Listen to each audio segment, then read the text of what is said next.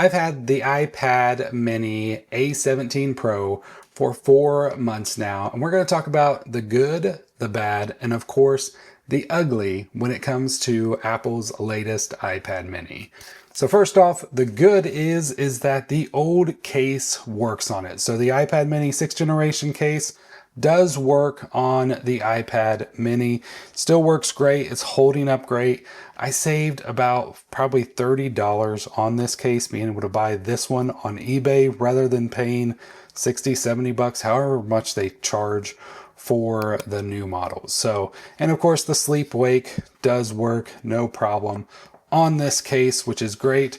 I also do have the Apple Pencil Pro, and we'll be talking about that as well. So, but for now, I'm going to put this off to the side, and let's go ahead and take the case off as well.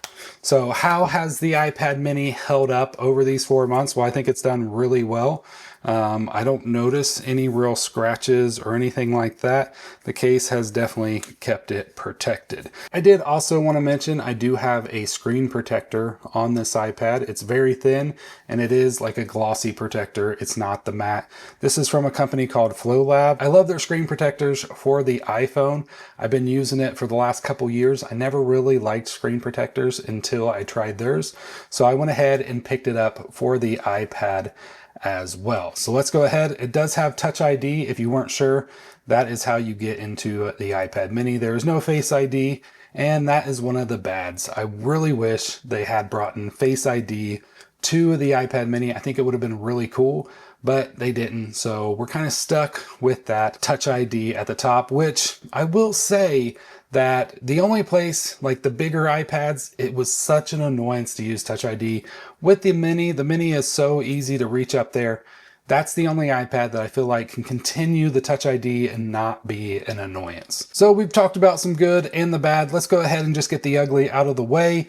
And to me, I still think the app layout is awful. Like all that padding on the sides, as you can see, I use a black wallpaper, and mainly I use that to kind of just hide the fact that I think it looks better than using a colored wallpaper because of just how ugly. And of course, we do now have the ability to use larger icons, so I can go ahead and customize that, but it really doesn't help at all. It still just looks awful. They don't use enough of that space. Same thing goes in the landscape. There's so much room on the sides that it's not utilizing, that I really wish Apple would just kind of redesign the layout for the iPad Mini. Now, of course, it's not been all bad and ugly with the iPad Mini. When I first got it, I did a video, and I'll put a link down below in case you did miss that, where I did put it up against the 12.9-inch M1 iPad Pro, and it did really well as far as editing video. It kept up because this does have a near M1 type chip. It is the same chip that was in the iPhone 15 Pro, and that's why you have all the AI stuff on this iPad, which includes the image playgrounds and the rewrite function and just the smarter Siri. So if I was to hold the button down, you can see that it does the ring all around because it is using that new and updated Siri. Now, of course, the Siri hasn't done all that well. I mean, it's been okay, but we're still waiting for more features with Siri. The ChatGPT integration has been really nice. But what do I really use this iPad for?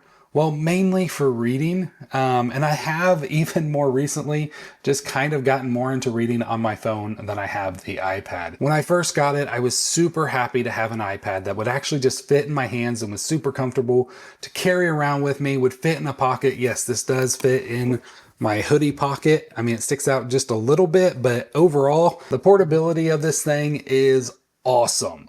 But it's still not enough when it comes to an iPad. So when I think iPad, I kind of tend to lean towards the iPad Pro because I really like the Apple Pencil. The Apple Pencil Pro came with this one and it works really well, and it does have a lot of the Pro features with it. So if I show you, here's the screen, and of course, if we get real close, let's see if we can see it. You can see that it has the hover feature. You can see that little dot that flows with it.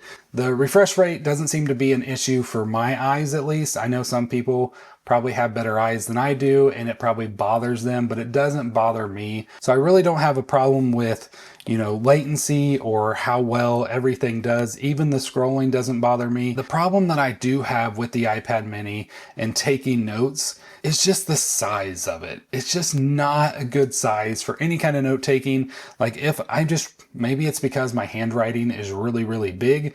So when I'm taking notes, I take up a lot of space. So I've come to find out when I take notes, I kind of do it in landscape mode because it gives me at least closer to like the 11-inch iPad size, but then you just don't have much room. So you're just constantly like having to scroll up. So I've kind of found that the iPad mini is just more annoying than I expected it to be. Like, I really want to love this device. I really wanted this to be like my almost forever iPad, because so many people love the iPad mini and they're like, this is the best iPad ever and all that stuff. And I wanted to feel that with this iPad, and I just don't. Like, I think for me, the iPad that would probably be the best iPad ever would be the 11-inch Pro iPad. That's probably where I'm going to end up settling. The 12.9-inch was great, but it was just too large for anything unless you're going to put a keyboard on it and use it as a laptop replacement. But the 11-inch, I think, will give me pretty much the best of both worlds. It will be a little bit more portable, but it will also be large enough to take notes on and just kind of jot down all my thoughts, because I want to use this device as a way to plan out my videos. If you can see here, I was working on a video earlier this week that I just released, and I just kind of love doing this, but at the same time, you can see my handwriting is very large on here, and you're just going to be scrolling forever, because if I try to take notes on this device, I just have a big problem with it because I just need more and more space. So for something like this, it did work okay, but I also use it at church. I take notes during sermons and stuff like that, and it just never really works out very well because me trying to get as much down as quickly as possible and utilize as much space and not write too big. And it's just, any kind of long form notes, this just does not do well with.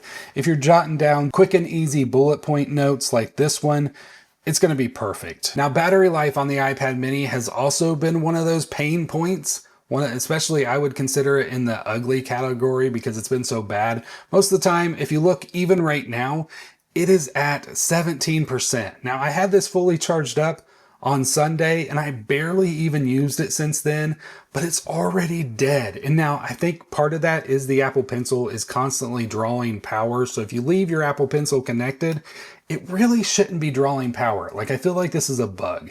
And I personally have experienced it. I've seen other people experience it. It's something that I've never really noticed with the iPad Pros. Like, I never really had a problem where I felt like it was just really draining it like a ton. Like this is ridiculous. Like, I originally thought it was my kids, so I changed my passcode so my kids couldn't use it.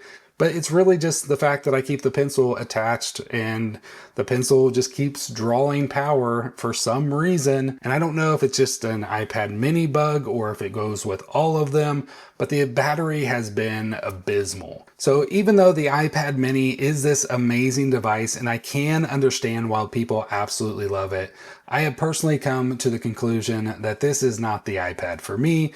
I will be eventually probably getting rid of it, but I'm just going to hold off. I'm going to wait to see what the next iPad Pro looks like and just see what's next for the iPads. And I'm not done. I'm going to keep trying to figure out where to put this in my life and figure out, hopefully Apple will fix this battery issue with the pencil, because I want to love this device. I want to use it all the time. I want to figure out a way to put this in my life, but as of right now, I just personally cannot. And that is what I'm sharing with you today, just in case you're somebody who's maybe in the market for the iPad and you're debating on the 11-inch and the mini. Maybe take this into account and maybe give that 11-inch a try. So hope you have a great rest of your day. I'll see you in the next one. God bless.